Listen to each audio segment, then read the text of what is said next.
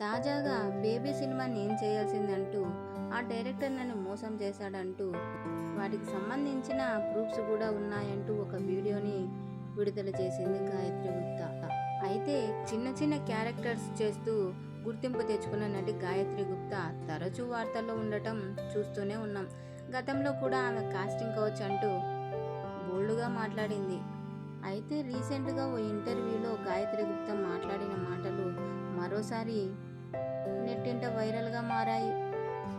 అయితే ఈసారి big boss గురించి మాట్లాడింది.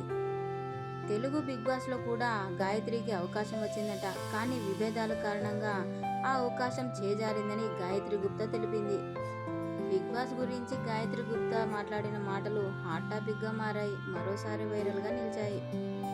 నాగార్జున గారిపైన, బిగ్ బాస్ షో పైన నాకు ఎలాంటి వ్యతిరేకత లేదు. నేను కేవలం పోరాటం చేసింది బిగ్ బాస్ షో నిర్వాహకులపైనే. నేను కోర్టుకు వెళ్ళిన తర్వాత బిగ్ బాస్ రూల్స్ మార్చారు. ఆర్టిస్టులకు ఏదైనా నష్టం వాటిల్లితే నష్టపరిహారం కూడా చెల్లిస్తున్నారు. దీని గురించి నేను పోరాటం చేసినా నాకు ఎలాంటి లాభం లేదు, కానీ చాలామందికి ఉపయోగపడింది. ఈ విషయాన్ని చాలామంది సెలబ్రిటీలు, బిగ్ బాస్లో పాల్గొన్న చాలామంది తెలిపారని గాయత్రి గుప్తా చెప్పారు. బిగ్ బాస్లోకి వెళ్ళాలంటే చాలా కండిషన్లు, అగ్రిమెంట్లు ఉంటాయి. వాటన్నింటికి నేను ఒప్పుకున్నాను.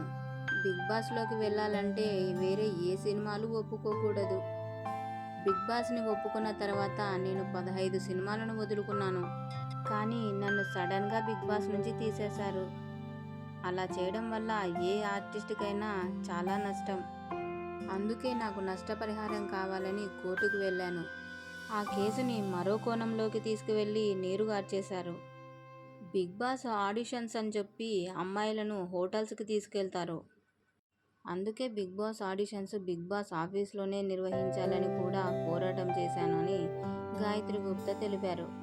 అయితే బిగ్ బాస్ ఆడిషన్స్ పేరుతో అమ్మాయిలను హోటల్స్కి తీసుకెళ్తారని మాత్రమే మీడియాలో బాగా హైలైట్ అయింది.